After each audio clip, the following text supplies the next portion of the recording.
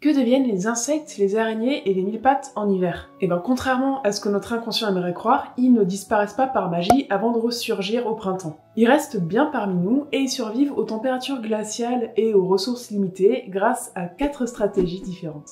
Bon, quand je dis parmi nous, c'est au sens large, parce qu'il y en a qui vont tout simplement partir vers des pays chauds, loin des vents gelés et des odeurs de raclette. Ce qui est un choix finalement assez logique quand tu supportes pas le froid et que t'as des ailes. Comme les oiseaux migrateurs, certains insectes peuvent parcourir des milliers de kilomètres pour échapper à la saison froide. Et les champions de la migration hivernale en France, ce sont les papillons. On a plus de 300 espèces qui vont partir pour échapper à la saison froide, parfois sur des courtes distances et parfois sur des milliers de kilomètres, comme pour la belle dame qui va passer l'hiver en Afrique. Et c'est tout un calcul, parce que comme les belles dames ne vivent qu'environ 1 mois, il faut 7 à 8 générations pour faire l'aller-retour. Donc le terme migration est un peu erroné ici, parce qu'une migration vraie suppose que ce soit les mêmes individus qui fassent l'aller et le retour, ce qui arrive très rarement pour les insectes. On connaît aussi bien l'impressionnante migration des monarques qui partent eux du Canada pour rejoindre le Mexique. Ça leur prend 2 mois, et eux aussi reviennent sur plusieurs générations. Mais le record de la migration la plus importante chez les insectes n'est pas détenu par un papillon, mais par une libellule, la libellule globe-trotteuse, c'est son vrai nom, et elle le porte bien parce qu'elle est capable de voler sans s'arrêter pendant 3500 km. Donc par exemple, s'il se met à faire moche en Inde, elle peut traverser tout l'océan Indien pour rejoindre l'Afrique. Bon, c'est bien de se faire ridiculiser par une libellule de 4 cm, mais pour ceux qui n'ont pas le cardio, il y a d'autres solutions. Le squat. Non, le squat. Ce joli mot est facile à comprendre si on fait un petit peu d'étymologie. Syn veut dire avec et anthropos, l'humain. Donc le synanthropisme, c'est la stratégie des animaux qui recherchent la cohabitation avec l'humain. C'est donc la stratégie des espèces qui se mettent à toquer à ta fenêtre dès qu'il commence à faire un peu froid, mais c'est aussi celle des espèces qui squattent chez toi à l'année. Bah tant qu'à faire. Il y en a qui essayent d'apporter un peu leur contribution au foyer en régulant les populations d'insectes comme les pholques ou les tégénaires, et puis il y a celles qui viennent parce qu'elles ont le gîte et le couvert, les punaises de lit et les puces par exemple. Ouais, on n'est pas toujours gagnant dans l'affaire. Le synanthropisme est donc très efficace pour passer l'hiver au chaud, mais c'est pas sans danger parce que l'humain a quand même tendance à dézinguer toutes les petites bêtes qui s'invitent chez lui. Ce qui se comprend pour les punaises de lit, évidemment. Mais les pholques ou les tégénaires, elles peuvent rien nous faire, et elles sont super utiles au foyer. Beaucoup d'espèces synanthropiques peuvent bien évidemment s'en sortir sans nous, en cherchant un abri sous des écorces ou des feuilles mortes par exemple. Elles n'ont pas attendu qu'on construise des maisons pour exister. Bon, mais pour ceux qui partent pas sous les tropiques, ou qui squattent pas chez nous, pour ceux qui sont obligés de passer l'hiver ici, et d'affronter les températures glaciales et le manque de nourriture, eh ben il y a 2 cas de figure, ceux qui vont survivre au froid et ceux qui vont mourir aux premières gelées. Les tipules par exemple, ou les argiopes frelons. Les formes adultes de ces espèces ne sont pas résistantes au froid. Tout l'enjeu pour elles, c'est donc de s'être reproduit avant que l'hiver arrive. C'est pour ça que les tipules sont hyperactives. Quand les adultes émergent, ils ont 15 jours pour assurer la survie de l'espèce avant de mourir. Il y a de quoi être stressé.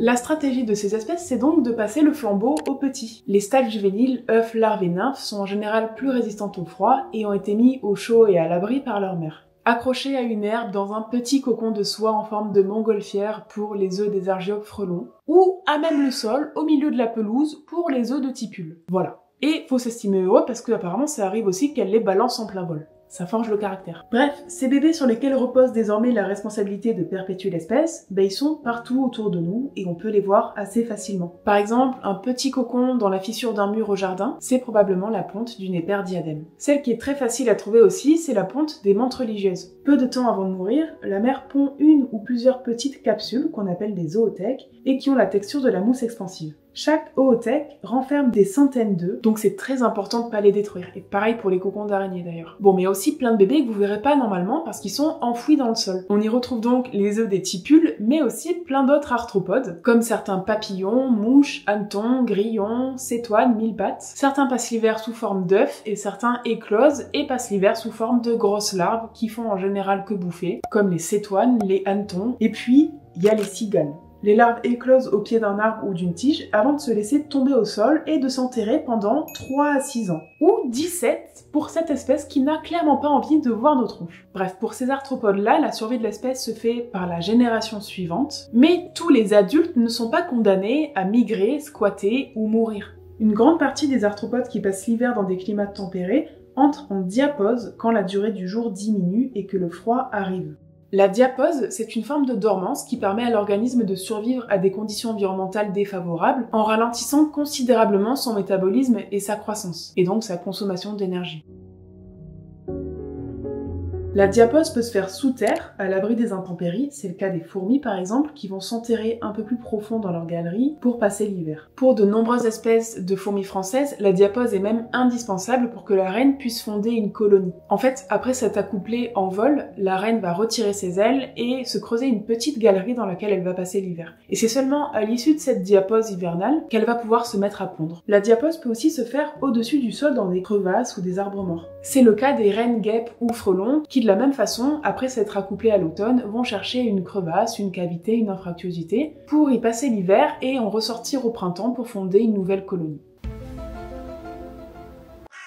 D'autres arthropodes, comme les cloportes, les yules, les blattes, les punaises et les scorpions, choisissent de se réfugier sous des pierres, sous des feuilles mortes ou dans des souches de bois mort. Ces espaces confinés, surtout s'ils sont recouverts d'une couche de neige qui agit comme un très bon isolant, sont de véritables micro-environnements, protégés des intempéries et dans lesquels la température varie très peu, ce qui leur permet de maintenir un minimum d'activité. Mais comment un animal de cette taille-là, qui produit pas de chaleur, peut survivre pendant autant de temps à des températures aussi basses, voire négatives? Leur métabolisme ralentit certes, mais ça n'explique pas leur résistance au froid ni au gel. Eh bien, il existe en fait deux mécanismes principaux qui permettent aux arthropodes de ne pas se transformer en Mr Freeze aux premières gelées. Le premier, c'est celui de la surfusion qui permet à l'eau contenue dans le corps des arthropodes de rester liquide même à des températures négatives. Parce que c'est ça tout l'enjeu en fait. L'eau pure gèle à 0 degré, ce qui est pratique quand on veut faire des glaçons, mais ça l'est un peu moins quand ça concerne l'eau à l'intérieur des cellules. Parce que si nos cellules gèlent à l'intérieur, ben on meurt en fait. Donc la surfusion permet aux cellules de rester intactes, même à des températures inférieures à 0.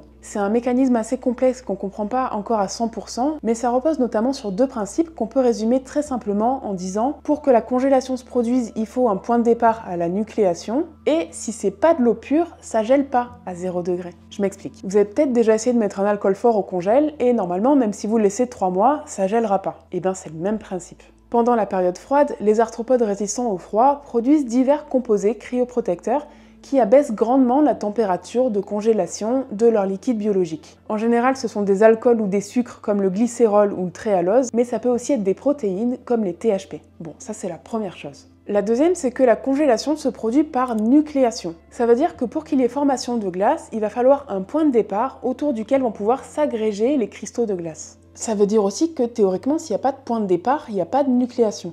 Sauf que dans un organisme, il y a plein d'éléments qui vont constituer un point de départ potentiel. C'est ce qu'on appelle des nucléateurs. Les particules de nourriture qui cheminent dans le tube digestif par exemple, les poussières, les protéines extracellulaires, les lipoprotéines. Mais on sait que les arthropodes résistants au froid, ils arrivent à se débarrasser de ces nucléateurs. Ils arrêtent de manger pour vider leur tube digestif de toute particule alimentaire, ils se débarrassent des lipoprotéines circulant dans leur hémolymphe et en ce faisant, ils abaissent considérablement leur point de congélation. Bref, les arthropodes pratiquant la surfusion peuvent résister à des températures bien inférieures à 0 degré sans geler. Mais il y en a d'autres qui peuvent carrément résister à la formation de gel dans leur organisme. C'est le cas de Belgica antarctica qui non seulement produit des composés cryoprotecteurs comme dans la surfusion, mais qui en plus va produire des protéines ou des lipoprotéines qui vont diriger la formation des cristaux de glace à un endroit où ça craint pas trop, c'est-à-dire à l'extérieur des cellules et non pas à l'intérieur. Donc ces cellules n'explosent pas et elles survivent. De cette manière, on estime que 40 à 65% de l'eau contenue dans les arthropodes résistants au gel peut geler sans que ça les tue. Et si on sort des arthropodes, on peut aussi parler du nématode Panagrolemus davidi qui lui peut être congelé à 82% sans mourir. On sait pas encore bien comment il fait, mais ça intéresse sacrément les gens qui essayent de cryogéniser l'humain. Ou encore du tardigrade qui pratique lui la déshydratation cryoprotectrice, c'est-à-dire qu'il se débarrasse de quasiment toute son eau pour éviter de geler. Lui c'est un peu le boss de la survie.